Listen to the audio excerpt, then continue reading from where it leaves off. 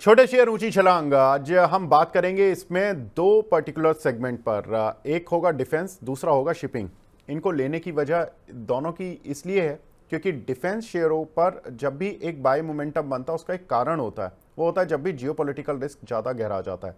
और इस बार जो मिडिल ईस्ट में जो जियोपॉलिटिकल रिस्क गहरा रहा है उससे शिपिंग रेट भी थोड़ा सा हो सकता है कि डाइवर्ट होते हुए दिखाई दें, बढ़ते हुए दिखाई दें। तो इसलिए शिपिंग शेयरों पर भी बात करना काफ़ी ज़रूरी है और काफ़ी दर्शकों के सवाल भी मिलते हैं। तो डिफेंस शेयरों पर ही शुरुआत करते हैं। डिफेंस शेयरों में रवि सर, सबसे पहले मैं शुरुआत करूंगा बीईएल से। सर रिजल्ट आए 46% का प्रॉफिट में जंप, लेकिन काउंटर 320-25 तक गया, उसके बाद नीचे आ गया, अब 304 की रेंज पर चल रहा है। कैसे ट्रेड करें सर?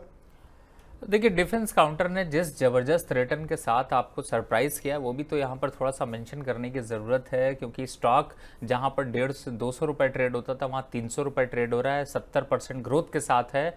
तो मुझे ऐसा लगता है कि थोड़ा बहुत प्रॉफिट बुकिंग आना अच्छे संकेत हैं, सेहत के लिए भी और स्टॉक के लिए भी। रिजल्ट अच्छा आया ये और अच्छी बात है। तो अब करेक्शन का जो फेज़ है वो करेक्शन का फेज़ 290 तक आ सकता है। तो अगर आप लॉन्ग टर्म निवेशक हैं तो 290 तक का वेट करके वापस से एक बार चढ़ाई करिए। और चढ़ाई कहाँ तक जानी है, अब ये टारगेट जो निकलेंगे वो 355 तक के निकलेंगे। तो फिलहाल स्टॉक अच्छा है, थोड़ा सा यहाँ पर कंसोलिडेट करेगा, थोड़ा रुक सकता है, लेकिन 290 का लेवल ध्यान रखें। 280 के नीचे काउंटर जा पाना थोड़ा मुश्किल है और इन लेवल्स पर आपको वापस से बाय करना चाहिए। तो आप फिलहाल स्ट्रैटेजिकली आप इसको थोड़ा सा लॉन्ग टर्म के लिए होल्ड कर सकते हैं।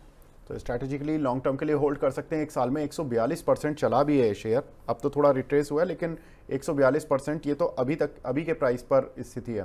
तो जब ये हाई प्राइस गया था तो इससे भी ज़्यादा कहीं रिटर्न देखने के लिए मिला था। नेक्स्ट काउंटर सर बीईएमएल, इस काउंटर पर आपका व्यू?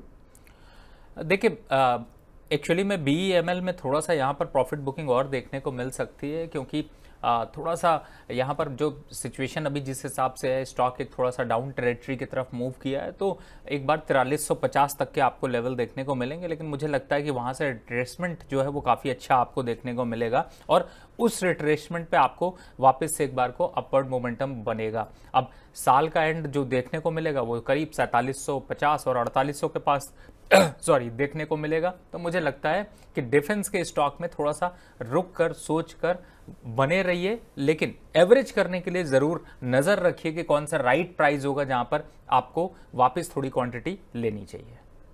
बिल्कुल। एक सवाल भी मिला है हमें कनिका जी का दिल्ली से। ये पूछ रही हैं सर, एचएएल के शेयर इन्होंने कल ही लिए हैं 4900 पर, और कल्याण ज्वेलर के इन्होंने 574 पर लिए हैं। वैसे कल्याण ज्वेलर हमने डिस्कस किया था रिजल्ट्स की थीम पर। सर दोनों पर आपका आंसर, एचएएल में क्या करें और कल्याण ज्वेलर पर? देखिए, आपने कल ही लिया है और आज मॉर्निंग में जो शो, फिर से मैं मॉर्निंग शो की रेफरेंस दे रहा हूँ क्योंकि संदीप जी बड़ी तैयारी करते हैं कि मॉर्निंग में क्या खरीदे क्या बेचें। आप सुबह उठिए तो उससे तैयारी करिए, इधर उधर के चैनल मत देखा करिए। मनी 9 पकड़ रखा है, इसी को पकड़ के रखिए। दूसरी जगह पे आपको जो पैनिक क्रिएट करते हैं उससे बचिए। फिलहाल 4750 और 4650 ये दो काउंट लेवल ऐसे हैं जिनमें कि अब आपको एकुमुलेशन होता हुआ दिखाई देगा।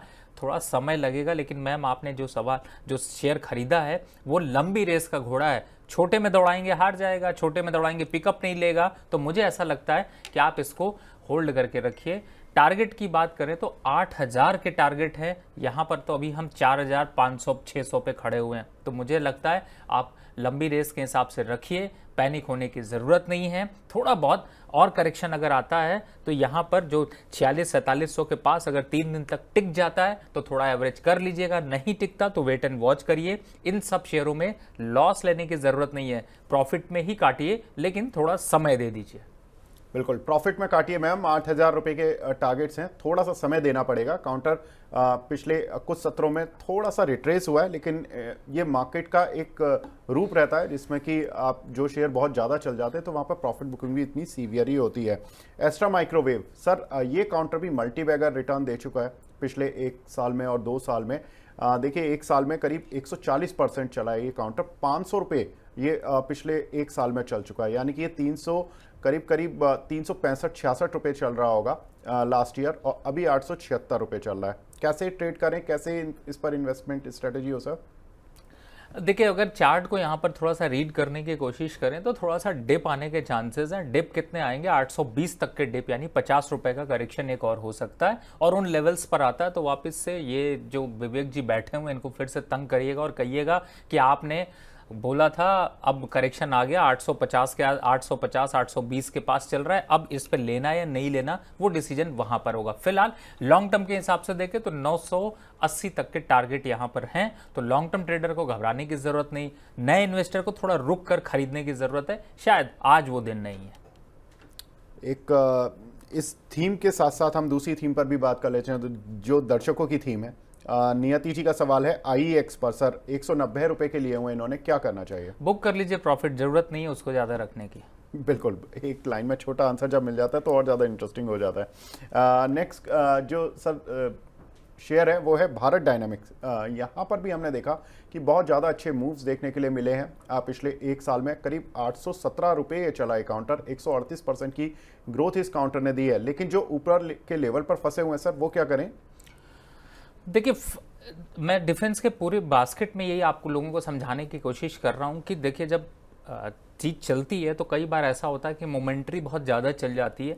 भारत डायनेमिक्स की अगर बात करें तो देखिए, लीडिंग कंपनी है अपने सेगमेंट पे। आप रिजल्ट देखिए, काफ़ी कॉन्फिडेंट रिजल्ट यहाँ पर दिखाई दिए हैं, प्लस ग्रोथ प्रॉस्पेक्ट्स अच्छा है, बीटा मार्जिन अच्छा है, तो कंपनी कंटिन्यू अच्छा परफॉर्म कर रही है। अब हुआ क्या कि वोलेटिलिटी में स्टॉक जो है वो बहुत ऊपर तक की छलांग मारा, लेकिन टिक नहीं पाया, गिर गया। गिरने पे कितना आएगा?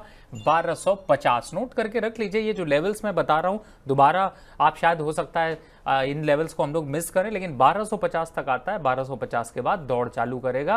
कितना जाएगा? बहुत अच्छा सवाल था विवेक जी का। देखिए, ये सब इस स्टॉक को अगर मैं देखता हूं भारत डायनेमिक्स का, तो मुझे लगता है कि 1800 तक के लक्ष्य एक साल से 16 महीने में आपको देखने को मिल सकते हैं। तो रिस्क काफी कम है, रिवॉर्ड ज्यादा है, तो मुझे लगता है कि बने रहना चाहिए। हाँ, बीच बीच में ये 1-2 महीने के लिए कंसोलिडेट कर सकता है। जैसे अभी आप चार्ट देख पा रहे होंगे कि लगभग पिछले 2-3 महीने से एक सिंपल एक प्लेन एरिया पे चल रहा है, तो चलने दीजिए। जितना दिन प्लेन पे चलेगा उसके उतना ज्यादा स्टैमिना बढ़ेगा, फिर दौड़ने की क्षमता बढ़ाएगा, दौड़ेगा तो फिर आपको प्रॉफिट देगा। बिल्कुल। घनश्याम यादव जी का सवाल बार बार टाटा एलेक्साई पर आ रहा है। सर, हम टाटा एलेक्साई को डिस्कस कर चुके हैं, आप शुरुआत में जब वीडियो में देखेंगे तो आपको इस पर आंसर मिल जाएगा। शिवती जी का सवाल इरिडा पर है। मैम, इरिडा भी डिस्कस कर चुके हैं, सर ने उसके टारगेट्स दिए हुए हैं।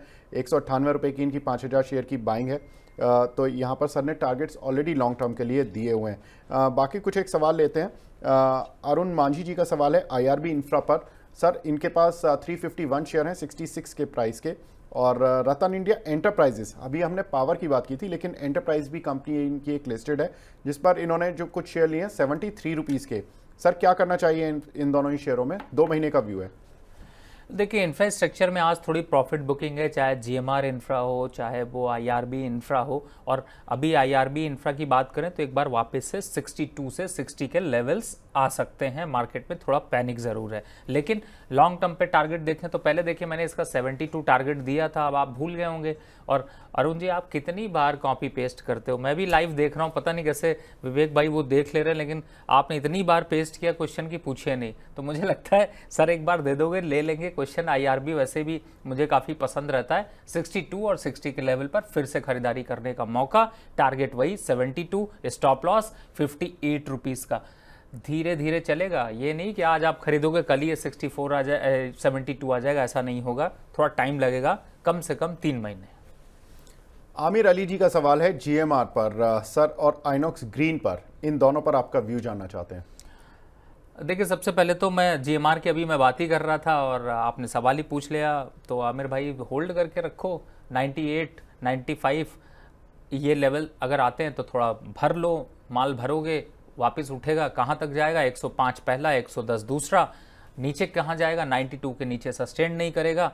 और वैसे भी जो कंपनी है 98 रुपीज़ में आपको पेनी ही मिल रहे हैं, क्योंकि सर 100 रुपये के अंदर कौन सा स्टॉक मिलता है? और वैसे भी आप तो कहीं 100 रुपये इधर उधर खर्च कर देते हो। मैं इसीलिए कहता हूँ 150 रुपये वाले स्टॉक देता हूँ कि जब कहीं खर्च कर रहे हो तो एक बार बचाओ और उस बचाने के बाद उसको स्टॉक में डाल दो, जिससे कि थोड़ा पैसा बढ़ सके, लॉन्ग टर्म पे आपकी ग्रोथ हो सके। तो फिलहाल GMR इंफ्रा को करना है आपको होल्ड। दूसरा सवाल था आपका आइनॉक्स, राइट? जी, INOX green sir. INOX green, देखिए इस समय अगर आइनॉक्स ग्रीन को देखते हैं तो ये भी थोड़ा सा प्रॉफिट बुकिंग में आज सारे शेयर नजर आ रहे हैं, तो आज के दिन तो रखना है दूरी, लेकिन लॉन्ग टर्म ट्रेड है तो आप यहाँ पर बने रह सकते हैं। लेकिन फिलहाल अभी एक बार 175 और 172 ये टारगेट आ सकते हैं, उन लेवल्स पर आता है तो शायद थोड़ा सा बाय करने के लिए सोचेंगे। लेकिन मैं इस स्टॉक में ये बता दूं कि वॉल्यूम बहुत कम होता है तो ज़्यादा मुझे पसंद नहीं है, क्योंकि अगर वॉल्यूम नहीं होता तो हमारे इन्वेस्टर भाई बहन यहाँ पर फंस जाते हैं। तो जिस स्टॉक में कम से कम 3 से 5 लाख का, एक हमारे साथ दर्शक भी जुड़े हैं, उनका नाम भी रवि है। रवि जी बहुत बहुत स्वागत है सर आपका, पूछिए अपने सवाल। नमस्कार सर, रवि सर को भी बहुत बहुत नमस्कार जी सर। मेरा क्वेश्चन जेनटेक के ऊपर है सर जी। मेरे पास जेनटेक के 73 शेयर्स हैं 697 के प्राइस पे सर। थोड़ा प्रॉफिट बुक करके जब नीचे आए तो फिर ऐड कर सकते हैं क्या? बिल्कुल बिल्कुल कर सकते हैं सर, इस समय बिल्कुल प्रॉफिट एक बार को आप बुक करके वापस दोबारा से एंट्री कर लीजिएगा। तो अभी लेकिन अगर आप थोड़ा और चलने देंगे तो चला सकते हैं, क्लोजिंग सेशन तक आप ले सकते हैं प्रॉफिट। लेकिन एक बार को आपने जो पहली बात कही है कि प्रॉफिट पहले ले लें, तो मुझे लगता है पहला यही होता है कि जब पहला वर्ड निकले और सरस्वती बैठी हो तो फिर प्रॉफिट बुक कर लेना चाहिए। हाँ, डिप पे कहाँ पे खरीदना है, 2-2.5% का डिप आ सकता है, वहां पर वापस चढ़िएगा, लेकिन अभी फिलहाल एक बार बुक कर लीजिए। जी। अनीता पटेल जी कह रही हैं कि sir please today pick my question. Ma'am बिल्कुल ले लेते हैं। नेशनल फर्टिलाइजर NFL पर सर इनका सवाल है, करंट प्राइस पर बाय कर सकते हैं क्या? देखिए इस समय चल रहा है 143, करंट लेवल पर बाय कर सकते हैं, बिल्कुल बाय करने का मौका तो दिखा रहा है। लेकिन 132 का स्टॉप लॉस बन रहा है, टारगेट बन रहा है 168 का, तो थोड़ा सा पैनिक जरूर कर रहा है। लेकिन मुझे ऐसा लगता है कि बिल्कुल बाय कर लीजिए, क्योंकि थोड़ा करेक्शन पे मिल रहा है और लॉन्ग टर्म के हिसाब से स्टॉक अच्छा है। मोमेंट्री अगर आपको ट्रेड करना है, इंट्राडे ट्रेडर है तो मत करिए। अगर आप 3 वीक 4 वीक और 6 वीक तक अगर पोजीशन कैरी कर सकती हैं तो जरूर करिए। जी रघु जी, मैं आपके सवाल पर आऊंगा क्योंकि हम शिपिंग की थीम पर विस्तार से बात करेंगे। रवि जी आज हमने जोड़ कर रखे हुए हैं, थोड़ा टाइम भी लिया है इनसे ज़्यादा। गौरांग सर का सवाल ले लेता हूं। गौरांग जी ने सवाल पूछा है GPT इंफ्रा प्रोजेक्ट पर सर 172 रुपये पर इन्होंने कुछ शेयर लिए हुए हैं, पूछ रहे हैं कि आपका व्यू क्या है, गाइड कर दीजिए please. GPT infra project, GPT infra project क्या सर बकवास कबाड़ कूड़ा कचड़ा मत लिया करिए। देखिए 190 कितने पे लिया इन्होंने? 172 बुक कर लो, लॉस नहीं तो 120 पे भी नहीं बुक कर पाओगे, फिर प्रमोटर बन के रह जाओगे। और इस समय ये बाइंग फ्रीज दिखाता है या सेलिंग फ्रीज दिखाता है, फिलहाल स्टॉक में कुछ भी नहीं होता है, तो फिलहाल इस तरीके के स्टॉक से दूर रहिए। बिल्कुल। कुछ एक डिफेंस काउंटर पर हम बात कर रहे थे सर, पारस डिफेंस, इस काउंटर पर भी काफ़ी क्वेश्चन आते हैं, इस पर आपका व्यू क्या रहेगा सर? देखिए पारस डिफेंस की अगर मैं बात करूं तो थोड़ा सा अभी यहाँ पर एक डाउनवर्ड चैनल चल रहा है और मुझे लगता है कि ये चैनल आपको 1150 के पास आके थोड़ा रुक जाएगा और उन लेवल्स पर अगर देखते हैं तो वापस से एक अट्रैक्शन दे सकता है। तो लॉन्ग टर्म अगर ट्रेड है तो थोड़ा सा बने रहिए, समय दीजिए, दोबारा एवरेज करने का मौका मिलेगा। लेकिन लेवल्स कहीं पे नोट करके रख लीजिए सामने।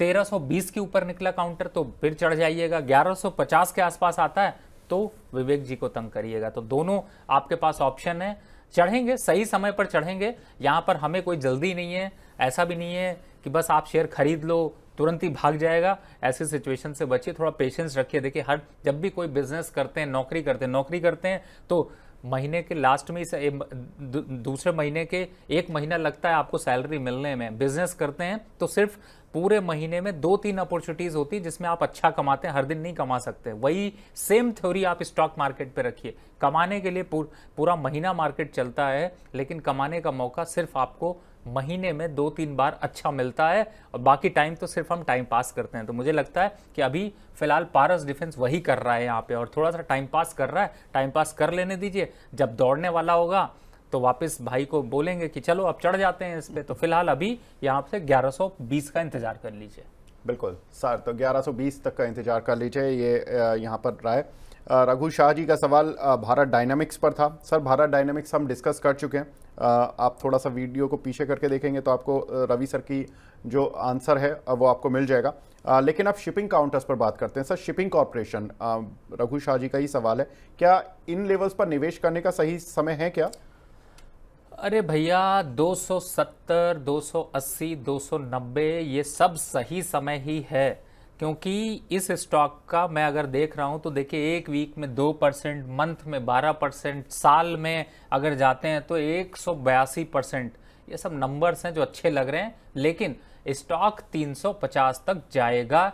जो करेक्शन है वो सिर्फ इसलिए है क्योंकि यहां पर जब कोई चीज चलती है तो थोड़ा थक जाती है, थोड़ा गर्म हो जाती है, हीट हो जाती है, थोड़ा ठंडा होने दीजिए। ये स्टॉक्स ऐसे स्टॉक्स हैं जो कि अपने सेंटीमेंट को इसी तरीके से चलाते हैं। देखिए चार्ट भी आपको स्क्रीन पे जो दिखाई दे रहा है वो भी ये साफ साफ दिखा रहा है कि ये स्टॉक रुकता है फिर दौड़ता है, रुकता है फिर दौड़ता है। अभी रुकने वाले जोन में है, तो 270, 275, 280 और जो अभी चल रहा है 283, इनफैक्ट 290, अभी 7 रुपए और ऊपर से भी मैं कह रहा हूं आप इसको खरीद कर रखिए, समय दीजिए। 350 का लक्ष्य आएगा तो प्रॉफिट बुक करिए। रिस्क वाले स्टॉक है नहीं, मोमेंटम आएगा, ऐसा नहीं है कि स्टॉक एकदम गिर जाएगा, ऐसा कुछ होने वाले चांसेस नहीं है। तो मार्केट से अगेंस्ट ही थोड़ा सा चलता है तो उसका फायदा उठाइए। बिल्कुल। तो यहाँ पर मार्केट की किसी भी गिरावट में और काउंटर की किसी भी गिरावट में आपको इसमें बाय कर सकते हैं।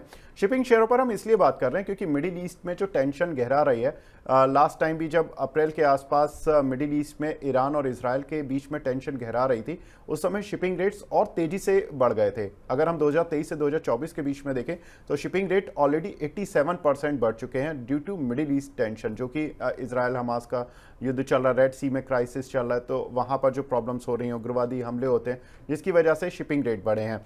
Sir Ravi sir, shipping rate अगर यहाँ से और बढ़ जाते हैं तो मैं वैसे तो सारे काउंटर्स पर बात करूंगा, लेकिन कोई आपके जहन में आते हैं जो कि सबसे पहले कि इस शेयर को तो ले ही लेना चाहिए, शिपिंग रेट बढ़ रहे हैं? देखिए कोचिन शिपयार्ड और दूसरा जो आता है वो एससीआई है, इसके अलावा कोई और दिग्गज यहाँ पर समझ नहीं आता। जी शिपिंग को मैं देखता हूँ तो थोड़ा भी नेगेटिव टेरिटरी में है, रिजल्ट उतने अच्छे नहीं दे पाया जितने अच्छे एक्सपेक्टेशन थी, उसका इम्पैक्ट है। तो मुझे लगता है कोचिन शिपयार्ड और एससीआई को ही फोकस रखें, इधर उधर भी बहुत ज़्यादा भागने की ज़रूरत नहीं है। बहुत ज़्यादा ज्ञान लोग देते रहते हैं, ये भी खरीद लो, ये भी खरीद लो, वो इंस्टा सब देखने और समझने के सुनने के लिए अच्छा है, पर रिएक्ट करेंगे तो नुकसान खाएंगे, इसलिए बच के रहा करिए। बिल्कुल। तो मिडिल ईस्ट टेंशन, अगर इजराइल और ईरान के बीच में कुछ भी प्रॉब्लम कॉन्फ्लिक्ट बढ़ता है वीकेंड्स पर, तो आपको शिपिंग रेट पर ध्यान रखना है, क्योंकि शिपिंग से जुड़ी कुछ खबरें आएंगी। हो सकता है कि डिफेंस से जुड़ी कुछ खबरें आए। डिफेंस पर अक्सर ये देखा गया कि वहाँ पर हलचल शुरू हो जाती है उससे जुड़े हुए शेयरों पर, और इस समय जो हलचल है दर्शकों के बीच में भी काफ़ी है। आज लगातार दर्शक बढ़ते जा रहे हैं। जब हमने शो शुरू किया था जब 300 से 400 दर्शक थे, रवि जी का जादू इस तरह का है कि दर्शक डबल हो चुके हैं, करीब 800 दर्शक इस समय लाइव देख रहे हैं। रवि सर, आपका जादू तो बिल्कुल पूरी तरह से चल रहा है, और लेकिन जादू का फायदा दर्शकों को नहीं मिले, वो उसका कोई हमें फायदा देना ही है। तो सर, कोचिन शिपयार्ड और मजगांव डॉक, अगर इन दोनों में से किसी को चुनना हो तो किसको चुनना चाहिए सर? देखो सर, हमारे तो कोई रिश्तेदार है नहीं, ये दोनों स्टॉक है और आपके भी नहीं है। हमको तो प्रॉफिट से मतलब है, और प्रॉफिट कोई भी देता हो चढ़ जाएंगे। अब आप नैस्डॉक की बात करें तो मैं वेट कर रहा हूँ 4800 के लेवल आएंगे, चढ़ जाऊंगा। कोचिन शिपयार्ड पे वेट कर रहा हूँ 2450 के लेवल आएंगे, चढ़ जाऊंगा। कितना चढ़ूंगा? मैस्डॉक पे 40%, कोचिन शिपयार्ड पे 60%, दोनों पे सवारी कर लूंगा। जो पहले प्रॉफिट दे जाएगा उसका प्रॉफिट भी बुक कर लूंगा। तो अपने को स्टॉक से तो कोई प्यार है नहीं, अपने को सिर्फ प्यार है प्रॉफिट से, और प्रॉफिट से ही प्यार रखिए। बहुत से लोग स्टॉक खरीदते हैं, खुद प्रमोटर बन जाते हैं, मतलब प्रमोटर बेच रहा होता है माल, आप खरीद रहे होते हैं।